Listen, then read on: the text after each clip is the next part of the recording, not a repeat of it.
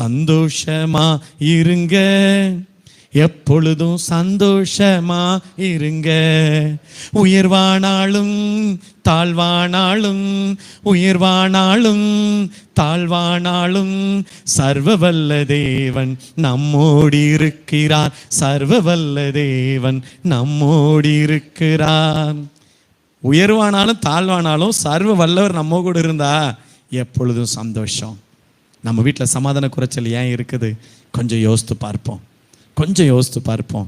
சகைவு என்ன செஞ்சாருங்க? இந்த உலக பாவியான மனுஷன்னு நான் நிறைய பட்டம் பெற்றுட்டேன்.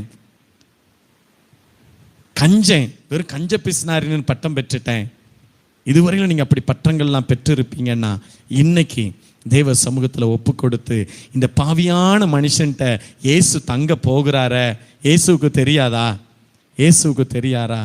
உங்கள் வீட்லையும் என் வீட்லையும் இயேசு தங்கணும்னா பாவிகளின் பாவத்தினால் சம்பாதித்த பொருட்கள் நம்ம வீட்டில் இருக்குமேயானால் அவர் தங்கி வாசம் பண்ண முடியாது. அந்த சகைவுக்கு ஒரு உணர்வை கொடுக்குறாரு. என்ன உணர்வு? இது எல்லாம் எவ்வளோ நேரத்தில் நடக்குது? எவ்வளோ நேரத்தில் நடக்குது? ஒரு வருஷம் கழித்து யோசித்தானா? ஒரு வருஷம் கழித்து யோசித்தானாங்க? ஏசு அத்திமரத்தில் கண்டாரு. ஒருவேளை அவருடைய வீடு என்ன ஜோதிபுரம் தூரம், 1 கிலோமீட்டர் வச்சுக்கிடுவோமே. இதில் பிரயாணப்பட்டு போகிறாரு. பிரயாணப்பட்டு போகும் பொழுதே என்ன செய்யறாரு? இவர் பாவியோடு நடந்து போகிறாரு. இந்த கெவின் பாவி நினைச்சுறாங்க. இந்த பாவியோட நடந்து போய்கொண்டே இருக்கிறார். இயேசு ஒருவனோடு வர வேண்டும் என்று அவர் தீர்மானம் பண்ணியாச்சு. அவனும் விரும்பினபடினால ஒட்டி போகும் பொழுதே அவருக்குள்ள அபிஷேகம் இவனுக்குள்ள வந்து இவனுக்குடைய உணர்வெல்லாம் தன் பாவி என்கிறதை உணர்வடைய சொன்னது. இதைதான் பேதுருவுக்கு நடந்தது. அப்போஸ்தலனாகிய பேதுருக்கு இதுதான் நடந்தது பாருங்க. மீன் பிடித்தாச்சு, அவர் சொன்னபடி வார்த்தையின்படி கீழ்ப்படிந்து மீனை போட்டாச்சு, ஆசீர்வாதங்கள் படகு நிறைய வந்துச்சு. அப்போ அந்த பேதுரு என்ன சொன்னாரு? பேதுரு என்னங்க சொன்னாரு? அவர் என்ன சொன்னார்? அது அவர்கிட்ட எல்லாம் கேட்கணும், ஏன்ட்ட கேட்கீங்களா?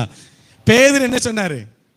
நான் பாவியான மனுஷன், என்னை விட்டு அகன்று போறோம், என்னை விட்டு தூரம் போயிரும். இந்த பாவியான நீர் பரிசுத்தர்லா, நீ பாவியான மனுஷனா நான் இருக்கனே. நீ சொன்ன வார்த்தைக்கு அங்க மீன்கள் கிடைத்தது. அந்த பாவியான மனுஷன் பிரயாசப்பட்ட போது எம்டியானவள, ஆனா இயேசுவின் வார்த்தைக்கு கீழ்ப்படிந்து போட்டான். நிறைவான ஒரு ஆசீர்வாதங்கள் வந்தது. அவன் பாவ உணர்வடைந்தான்.